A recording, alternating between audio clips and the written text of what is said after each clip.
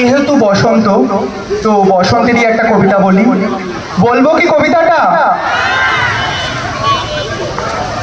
বসন্ত নয় অবহেলা, দর্পণ কবির কবিতাটি পাঠ করছি আমি। ভুল ত্রুটি হলে মাফ করবেন। বসন্ত নয়, আমার দরজায় প্রথম কড়া নেড়েছিল অবহেলা। ভেবেছিলাম অনেকগুলো বর্ষা শেষে শরতের উষ্ণতা মিশে এলো বুঝি বসন্ত। দরজা খুলে দেখি আমাকে ভালোবেসে এসেছে অবহেলা, মধ্য দুপুরের তীরচক্রদের মতো।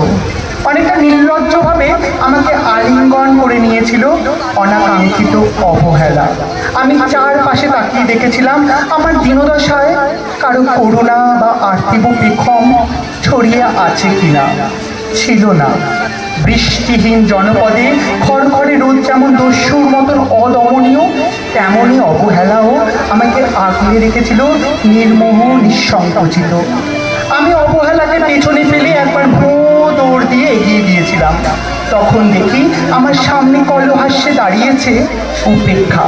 উপেক্ষার সঙ্গেও একবার কানামাছি ফেলে এগিয়ে গিয়েছিলাম তোমাদের কোলাহল মুখর আনন্দ সভার। কি মিলেছিল? ঠোঁট উল্টানো ভর্সনা আর অভিশপ্ত অনুরার মতন এক তাল অবজ্ঞা। তাও সয়ে গিয়েছিল একটা সময়। ধরেই নিয়েছিলাম আমার কোনো কালেই হবে না রাবেন্দ্রিক প্রেম।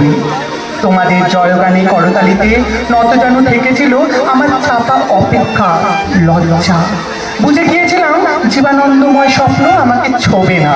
জয়নলুর রং নিয়ে কল্পনার বেশাতি, হারানো দিনের গানের ঐন্দ্রিক তন্ময়তা, বা ফুল পাখি নদীর কাপালাপে কারা মশগুল হলো এ নিয়ে কৌতূহল দেখাবার দুঃসাহস আমি দেখাইনি কখনো। এত কিছু নেই জেনেও নজরুলের মতন বিদ্রোহী হব সেই অমিত শক্তিও আমার ছিল না। মেনে নেবার বিনয়টুকু ছাড়া আসলে আমার কিছুই ছিল না। শুধু ছিল অবহেলা, উপেক্ষা আর অবজ্ঞা। হ্যাঁ, একবার তুমি বা তোমরা যেন দয়া করে বাঁকা চোখে তাকিয়েছিলে আমার দিকে। তার ছিল নয়, একটু মায়াই যেন ছিল। হতে পারে কাপা আবেগও মিশ্রিত ছিল তোমার দৃষ্টিতে। ওইটুকুই আমার যা পাওয়া। আমি ঝরে যাওয়া পাতা, তুমি ছিলে আকস্মিক দমকা হাওয়া। তারপরেও অবহেলার চাদর ছাড়িয়ে উপেক্ষার দেওয়াল ডিঙিয়ে ও অবজ্ঞার লাল দাগ মুছে জীবনের কোনো সীমারেখা ভাঙতে পারিনি আমি। এ কথা জানি শুধু অন্তর্যামী। অনেক স্বপ্নপ্রবণ হয়ে একবার ভেবেছিলাম এই অবহেলা তুষারপাতের মুখচ্ছবি, উপেক্ষা কাচের দেওয়াল, অবজ্ঞা কুচকুচে অন্ধকার, এ সব কিছু থাকবে না একটি বসন্তের ফুৎকারে। একটি ঝলমলে পোশাক গায়ে চড়িয়ে হাতের মুঠোয় বসন্ত নিয়ে অন্তত একটি সন্ধ্যাকে উজ্জ্বল করে এমন ভাবাবেগও ছিল আকাশের কান্নিশে লেপ্তে থাকা পেঁজা মেঘের মতন। ওই মেঘ কখনো বৃষ্টি হয়ে নামেনি, তোমার বা তোমাদের নাগরিক কোলাহল কখনো থামেনি। অর্ধেক জীবন ফেলে এসে দেখি অনেক কিছু বদলে গেছে। সে কি? কোথায় হারালো কৈশোরের দিনলিপি, বিপন্ন করা অবহেলা, স্বপ্নকে অবদমনের স্বরলিপিতে আটকে ফেলা অপেক্ষা, আর তারুণ্যকে নিম্নমান করে রাখার অবজ্ঞা? ওরা আমাকে চোখ রাঙাতে পারে না ঠিক, তবে এখনো পোড় খাওয়া দিন বড্ড রঙিন।